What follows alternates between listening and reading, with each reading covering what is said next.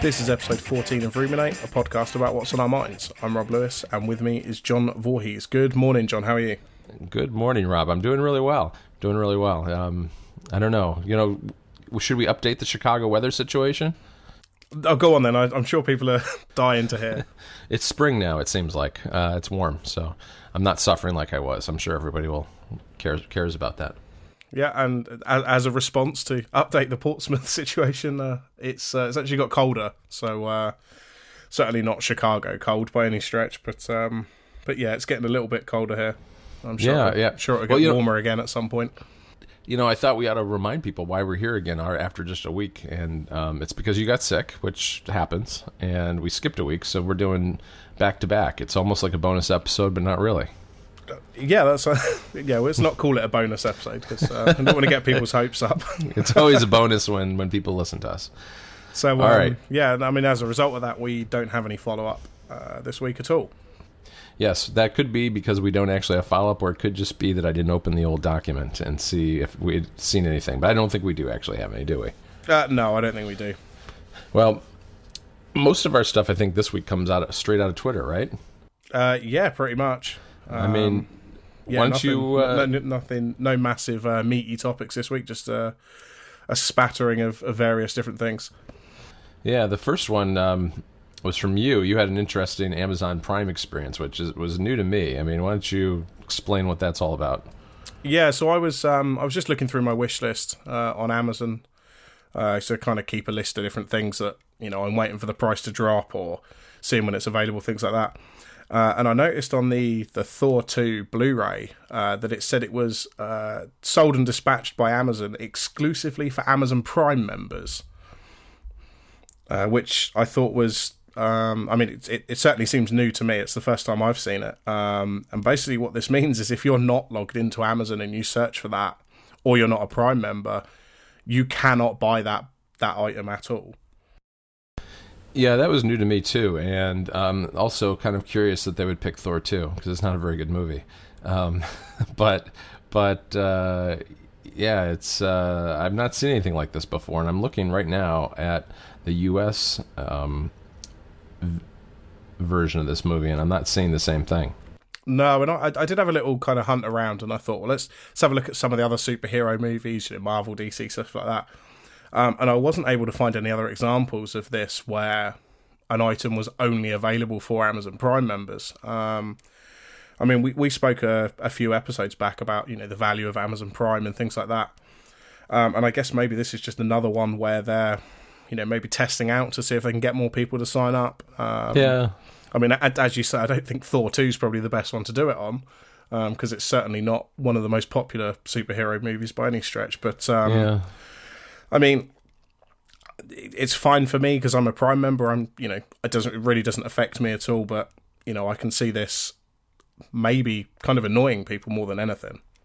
Yeah, I can too. I mean, I suppose one reason they might have picked Thor 2 is because it's obscure enough that it's not gonna have that effect if they're just doing testing right now, right? That's a possibility. These little perks that they give Prime members are interesting to me because on the one hand, most of them I don't really care about one way or the other, and they're not enticing me to. I don't think they would entice me to sign up for Prime, but I think they may help keep me from leaving Prime, if you know what I mean. Just because the primary thing for me is just the free shipping and the faster shipping. And not having any minimum dollar requirements for items for the most part that are shipped, right straight away. But that's the main benefit, and having these other things is kind of nice. I guess probably the one I like the most is maybe Prime Video, although I haven't really watched anything on it except for The Man in the High Castle. How about you? Yeah, I watched Man in the High Castle, and I think they had some series of Arrow that US Netflix didn't have at one point. Right now they both have them, but I think when I got to series 3 of Arrow, they Netflix US and UK didn't have it, but Amazon Prime happened to have it. But yeah, kind of the same as you. I've only really watched Man in the High Castle on there. It's the selection. I think the problem is compared to US Netflix, the selection is pretty similar for the most part for the kind of things I'm watching. It seems to be that Netflix US and Amazon Prime kind of have the same content for the most part. Mm-hmm. Is it Netflix or is it HBO that's going to start cracking down on people who are attaching from VPNs in other countries to US accounts? Well, it is Netflix, and it was maybe a month or so ago now, and they kind of said within the next couple of weeks, we're going to be cracking down on it. I mean, and as somebody who uses US Netflix, fairly regularly, at least, a few times a week, I've not seen any evidence of that yet. So, well, that's good. I mean, I wonder whether maybe they're just going to start cracking down on the bigger, the bigger free proxies, or maybe the paid ones. And maybe the one that I use just hasn't been, shut down yet. But who knows? Yeah, well, we'll try to keep them away from it. I mean, there aren't really that. I was going to say there aren't that many proxies, but I'm sure there actually are tons of them. It's just there aren't that many kind of big, semi-legit ones. Yeah, and it's kind of a dodgy area. You start getting into these weird kind of free websites with, these dodgy kind of download buttons that don't really download anything, or it's viruses and things like that. So, but yeah, as of right now, I haven't seen any evidence to suggest that they're blocking it. Yeah, I don't know how they could, especially if you're using something like a VPN that is routing your traffic through another country's servers. But maybe they have a way. Yeah, and I get the impression that in reality, Netflix don't care. I don't honestly think it's Netflix who care. It's the studios and the cable networks that are selling their content. It's them who cares. Because Netflix, as far as they're concerned, they're still getting my money. It is of no concern to them whether I'm watching the US version or the UK version. They're still getting my £6 a month. Yeah, that's always been a mystery to me, why movie studios and TV networks feel the need to have these region restrictions. I mean, it really makes no sense to me whatsoever.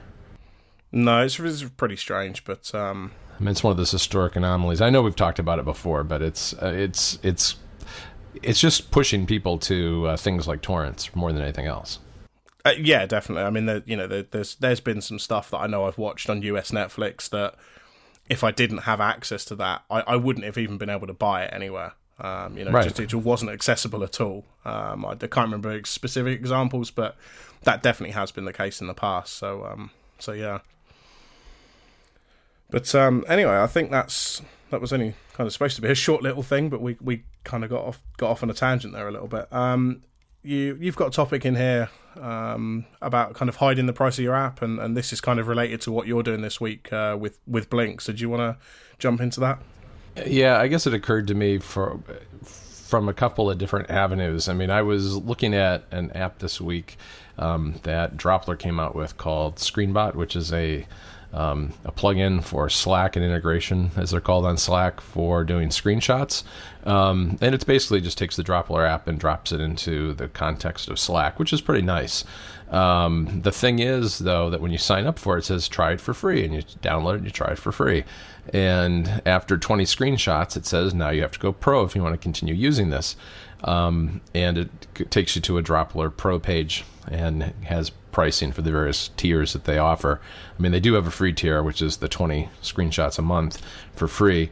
But the problem with it, from my perspective, was when I clicked the try this for free button, I had no idea how long I was going to be using it for free and what the terms were, or ultimately what the price was going to be. And that always kind of bugs me. I mean, I think free trials are great, and I'd love to be able to, use those in the Mac App Store and other places, as has been discussed probably ad nauseum in the context of Apple software. But I think when you offer free, it helps to have the pricing right there, so people know what they're ultimately looking at if they want to purchase your software. I mean, it doesn't really help to have someone be irritated once they finish the free trial and are presented with pricing, and maybe it's more than they want to spend. And that came up with Blink only because I'm going to do a sponsorship of 512 Pixels this week, starting tomorrow, and I had the choice in the sponsor copy to include the price of the app or not. And I think most iOS developers don't do that. They just have a link to the store.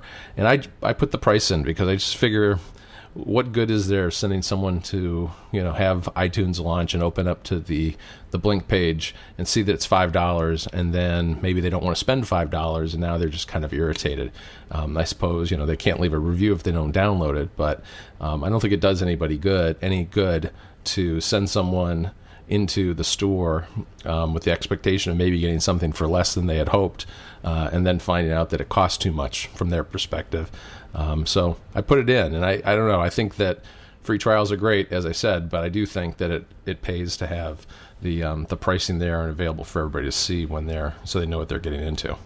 Yeah, I completely agree. The biggest problem, with say not listing the price for me is, say I go and check out a Mac app, which historically they're a little bit more expensive than iOS apps, and they've just got a download on the App Store. So I click that, but if I'm on my phone, that's not going to show me any information, so I can't even make a decision as to whether it's worth me coming back to it later.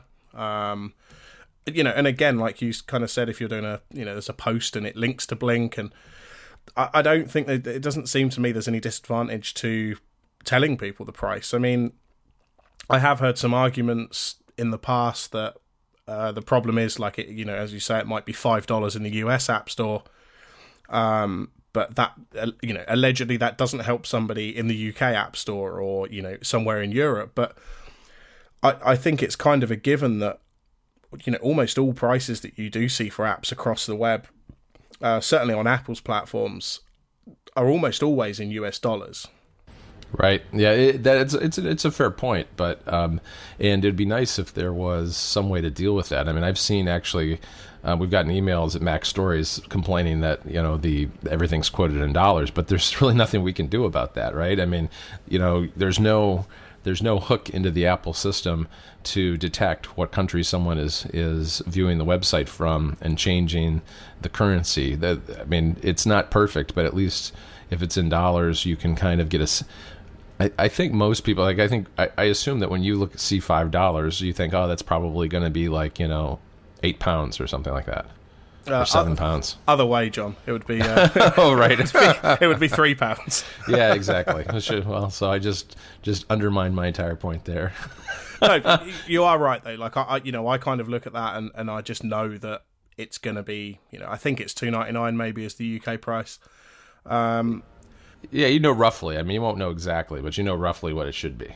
Yeah, absolutely. And I guess the other problem is maybe not from a developer's perspective, because I assume you are able to find out what price it is being sold for in the UK, or there's at least some kind of conversion chart. But for somebody who's writing somewhere like Mac Stories, perhaps, who's maybe not a developer, like Federico Vitici's not a developer, he writes about this stuff. How can he find out what the price is in Europe and in the UK and the US without kind of switching stores and things like that? Like it's not easy to find out these prices. Well, you know what you can use, Rob. What could I use, John? You could use Blink. It does that. It does that. You can switch really quickly and it'll display the price. But yes, you're right. It's not easy to do that. And, there are some websites I've seen that just say, available on the App Store and has a link, and they don't mention the price. But I do think overall you're better off showing some sort of price than not showing a price at all. Yeah, I mean, I think the ideal and I guess kind of not easiest, but the next easiest option would be to kind of show US, Euro pricing, and then maybe UK pricing as well, because I think between the US and Europe, that's kind of going to cover a fair amount of the available customers. Yeah, that's true. It would definitely do that. But then you would immediately get people in other countries who are very upset about that. So I don't think there's a good solution, unfortunately.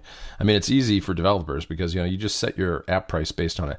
They call them tiers. So, I mean, I think Blink's tier 5 because that's effectively like $5, right? And then you look down a chart and you see what that means in every currency in all 140 countries or so that they sell apps. So it's easy in that sense, but there's no way to really hook into that and dynamically display it. I mean, and as we were talking about before with VPNs, and you wouldn't even, you don't necessarily can't necessarily even pinpoint where someone is located anyway.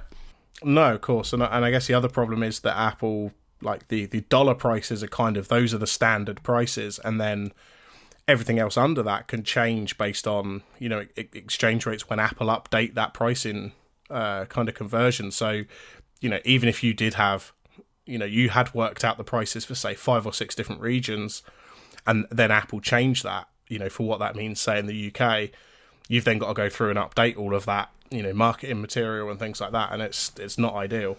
Yeah, no, that's true. I mean, that is how they do it. I mean, I think they use the US dollar as kind of their baseline. And then they adjust from there, because I do get emails from time to time saying, hey, we're changing the price in Australia. It's going to cost, you know, this much more now. So, and that's just how it works. They just change the tiers. You know, they key everything off the US dollar, and then as currencies fluctuate. Fortunately, they don't do that often, but it does happen from time to time. Yeah, I mean, I think I can only think of one instance where they've done it for UK pricing, because we went from the 99 cents apps were 59p over here, and they jumped up to 69p, I think. But that's the only time I can think that this actually happened for UK pricing. Yep. So, anything else on pricing at all? No, that's it. I mean, I think we've got some interesting things we found around the web this week for the rest of our topics. And the first one, I love this one that you found, because this just shows that people, other people find the plastic bag situation in the UK as ridiculous and absurd as I do. Yeah, I mean, this is your favourite topic, I think, John. It is. So you want to explain the video? Yeah, so this is it's kind of a parody video. You know, it's kind of humorous, kind of jokey video, and I mean, we'll put the link in the show notes so people can actually watch it. But essentially, if you imagine, instead of a drug deal, it's a plastic bag deal. You know, there's a guy and he's got, you know, various different plastic bags, and he's got one from IKEA that, you know, or I've got this foreign plastic bag here that you can buy. So this was posted on Reddit, and the comments that I think one of the first people to comment was, the UK has gone so insane, I honestly can't tell if this is real or not. And the following replies to that were all British people convincing this guy that you have to have a plastic bag license, and, you know, that you can't use a Tesco bag if you're in a different supermarket, and things like that. You know, and people kind of saying, well, they will take your plastic bags, but they're not legally supposed to, and this kind of thing. They'll confiscate your plastic, huh? Yeah, pretty much. So it was just kind of funny to see, you know, kind of just everyone banding together for this kind of in-joke. Yeah, that's funny. Yeah, no, it was the comments were pretty good. I thought the video was really well done. I liked it a lot, so I definitely recommend checking it out. Yeah, definitely. And I'll link to the comment thread on Reddit if you want to see some of the replies of people banding together and doing that. So the next one that we've got is this is entitled Cage Match, and this is a Kickstarter for the world's first Nicolas Cage dating website. Yes, Nicolas Cage, and so you're supposed to. I guess the way you match people up is by saying what your favorite Nicolas Cage movie is. Yeah, pretty much. You kind of rate, you know, various different Nicolas Cage movies, and it kind of matches you up based on that. A little bit of backstory on this is, as best I can tell, this was kind of an in-joke between a few people that I know, and I think it kind of started because it was, wouldn't Cage Match be a good name for a dating site based on Nicolas Cage? That, you know, that was pretty much it. And Adam, the guy who's made the Kickstarter, so, you know, he's put this on Kickstarter, and a couple of people have asked him in the Slack that we're all part of, and he, you know, are you actually going to build it if you raise the money, which is I think it's £20,000 he's put the target at, and yeah, this is although it seems like a joke, he genuinely will build it if he reaches that target. Oh my gosh, somebody actually did do the £1,000 pledge. I'm just looking through it right now. Yeah, I think I kind of caught the end of this conversation, but I believe that this is a friend of his has actually put up £1,000. I think probably more than anything because we all kind of want to see it get to the total, so he actually has to build it. Yeah, that would be good. Wow, he's got a little ways to go, but it's at it's at about well, it's showing me dollars, even though the pledges are in pounds, but it's showing me about $1,700 of 29,000. Yeah, that sounds about right. I think it's kind of weird because it's actually had a lot of coverage. It's been on Gizmodo in Japan, and there's a few different kind of dating related news websites have posted it and things like that. But I think the problem is that people are looking at it and they kind of don't believe that he's actually going to do it. Yeah, I think that's the problem, and like he genuinely will build it if it hits the target. I think I may have to sign up for this one. So the conversion it's showing here, it's 1,161 pounds of 20,000. That's cool. I think it's kind of funny. It's kind of funny that it started off as a joke, kind of just an off the cuff comment, and then here we are with a proper Kickstarter for it. Yeah, no, it's pretty cool. You found an article that it's possible. I mean, we're early in the year, but this might be headline of the year. Well, I'll tell you. I mean, there's nothing like the animal kingdom for a good, a good laugh. And we've done the what was it, the wild boar that had a bunch of beers and got into a fight? Oh yeah, that was I think that was from our friend Graham Spencer in Australia. This came courtesy of David Chartier here in Chicago, and it was an article that appeared in the Chicago Tribune yesterday, and the headline was, "Knife-wielding monkey terrorizes Brazilian bar after guzzling some rum." So we have a drunk monkey with, if you watch this video, it's an iPhone video, it's a pretty sizable knife that this monkey's carrying. Yeah, I mean, I think people should, if you were in this situation, you'd be scared. I mean, that's just because, animals are a little bit unpredictable. Yeah, it's on the roof, and it looks like maybe there are a bunch of people eating outside down below, and he's on the edge of the roof, swinging this knife around, and it's a good sized butcher knife. So this, it looks like no one got hurt, but there was a knife involved, and they called the firefighters to finally capture the monkey. That's got to be a hell of a call to get on the emergency response call center. Yeah, no, it's God, probably somebody was feeding the monkey rum. Who knows? Yeah, that's check it out. It's another situation where don't get your animals drunk. That's, I think, the takeaway from this one. That seems like good advice. All right, so that's enough about monkeys, Rob. Could you tell me what this whole Tesco thing is all about? It seems like they're banning something.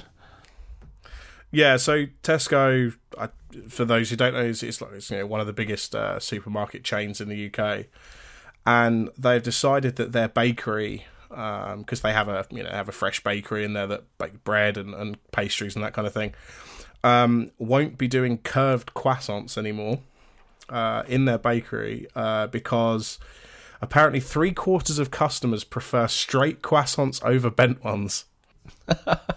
Where did they get this information? They do a survey or something? That's what they claim. I mean, there's no source on that sentence, but that is what they're claiming. I wonder how people know that they prefer straight ones, because I don't think I've ever seen one that's straight. Yeah, and there's a quote from I don't know, a guy called Harry Jones from Tesco. It doesn't say what his job title or qualifications are for this. So yeah, the quote from him is that with the crescent-shaped croissants, it's more fiddly and most people can take up to 3 attempts to achieve the perfect coverage. This is... an employee of Tesco has said that on the record. I mean, this is just the most ridiculous story that I think we featured.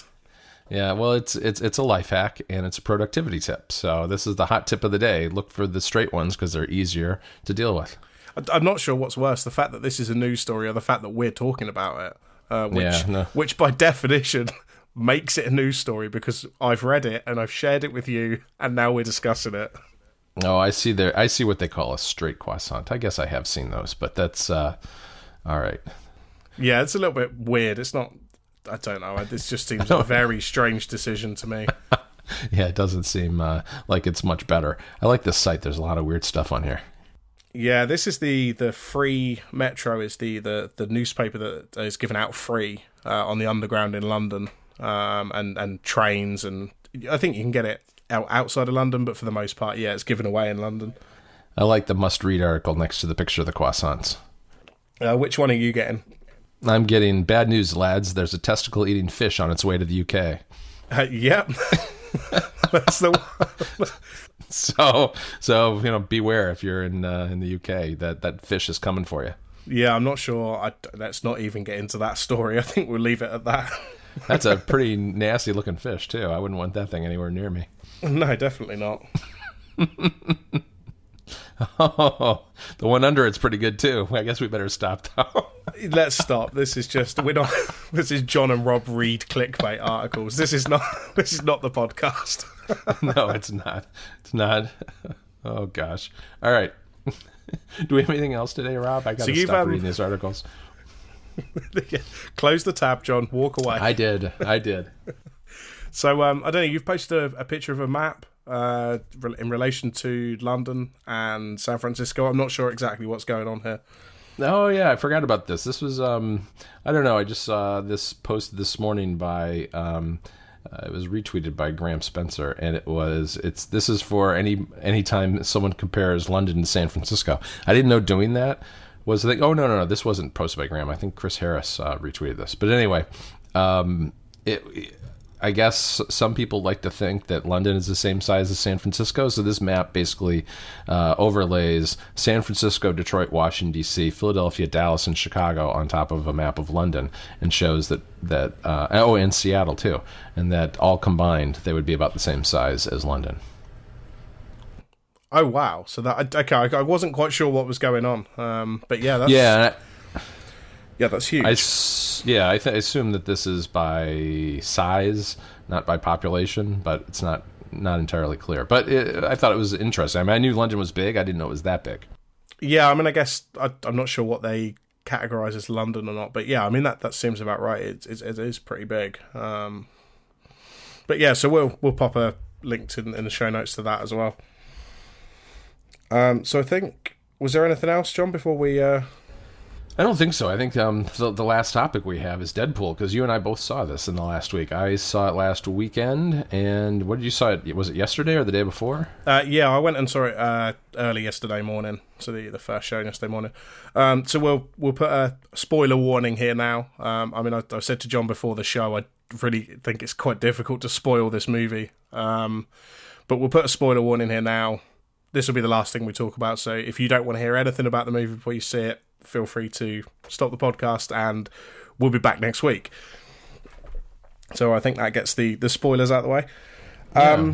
So what did you think of this, John? I mean, you kind of into the superhero films for the most part in general? Yeah, for the most part. I mean, I don't worry. I don't worry about the continuity and the storylines as much as I do just being entertained. And I thought this was a fantastic movie. It was really entertaining.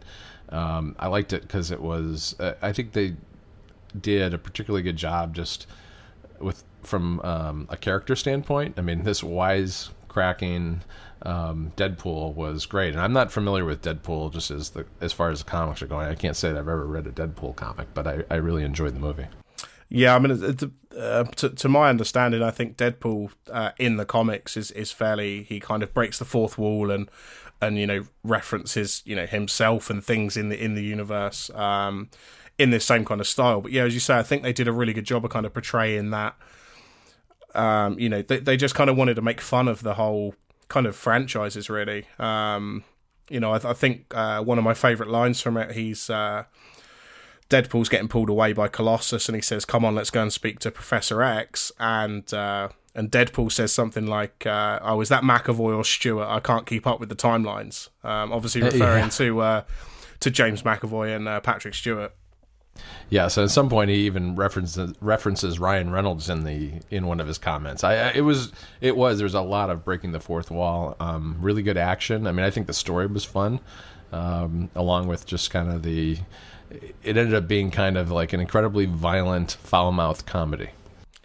Yeah, definitely. I think it was. Was really well done. And yeah, I really enjoyed it, and I'm glad they finally got around to making it.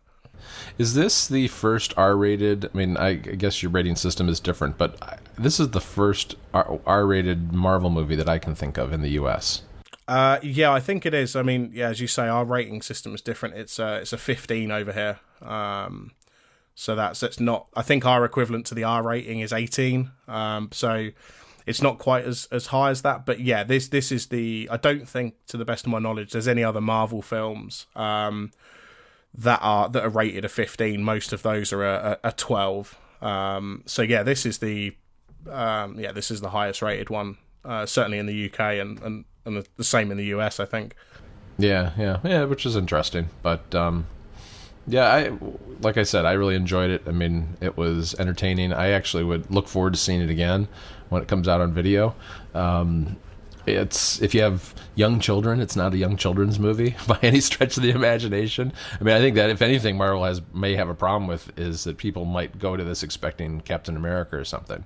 Yeah, I think I think certainly in the UK, because of the 15 rating, there is no way for kids to see it at the cinema at all, or even anyone under 15. So I think just the presence of the rating kind of implies that maybe kids shouldn't be watching it. But based on some things I've been told with people who work with kids and or who have kids and things like that, like the rating system, just nobody seems to care in the UK at all. Partly because they changed it kind of recently, or in the last few years, where it used to be a 12, so 12 was a rating and you had to be 12 or older to see it, where they changed that to be you have to be 12 unless you're with a parent. Right. So like when I went to see Age of Ultron, there was a kid in there who was maybe 7 or 8. Yeah. Because of the way the rating system changed. So I think just the presence of the rating on this will at least keep the expectations as to what they're going to get out of the film, kind of in relation to what you do actually get. Sure. I know you were concerned about having packs of teenagers in your theater. Did you were you able to avoid that by going to the early show? Yeah, I did. I went at 10 a.m. On a Saturday morning, and there was probably 20 people in there, all adults. Mm-hmm. There was a woman down the front who I think had never seen a comedy, because she was laughing very loud, even at very kind of just the kind of joke that you'd normally just kind of chuckle or let out a little bit of air. Right. She was laughing out loud at every single joke. And if anything, it was kind of funny because everyone else wasn't laughing. So everyone in the theater was kind of laughing at her, laughing at these really small jokes. It was pretty good. There was no teenagers there. It was mostly just adults. So yeah, well, that's good. I know somebody recently on Twitter accused you of being 40 years old. So I think this fits. Yeah, I was actually accused of being 40 twice in the same day. Oh, really? Two different people. Oh, wow, that's great. I couldn't stop laughing when I saw that. I thought it was a riot. It seemed the movie seems to be doing really well. I mean, we had a 3-day weekend last weekend because it was President's Day on Monday, and I tried to go see this. I think Sunday morning I was looking for tickets, and I couldn't find any tickets for Sunday, and then Monday was really hard. So I did end up finding them at like 3 p.m. Showing, because I wanted to go to we're getting a lot more of these theaters where you have assigned seating than we used to have, which I really like, because you don't have to show up really early to get a good seat, and it's just a little more, it costs a little more, but it's a little more humane way to see a movie, I think. But all these theaters were sold out for at least a couple of days, and it took me a little while to find a ticket. Yeah, I mean, it's definitely been really popular. I mean, from what I've seen from a few people, Joe Steele's, kind of tweets this kind of stuff, and I think he's retweeted a few things, but like, just the sheer amount of money this is making, it's kind of at first being compared to other R-rated films, but I think it's getting up there to be, just one of the highest grossing films. Like it's doing incredibly well, especially for an opening weekend R-rated film. Yeah, it's kind of surprising in a way, just because I don't think that Deadpool is a particularly well-known character unless you're really into comics. No, I don't think so. I mean, he was a version of him played by Ryan Reynolds again was in X-Men Origins, but yeah, I mean that even in that he wasn't a particularly main character or anything. You didn't really see a lot of him. I forgot. I actually forgot that myself.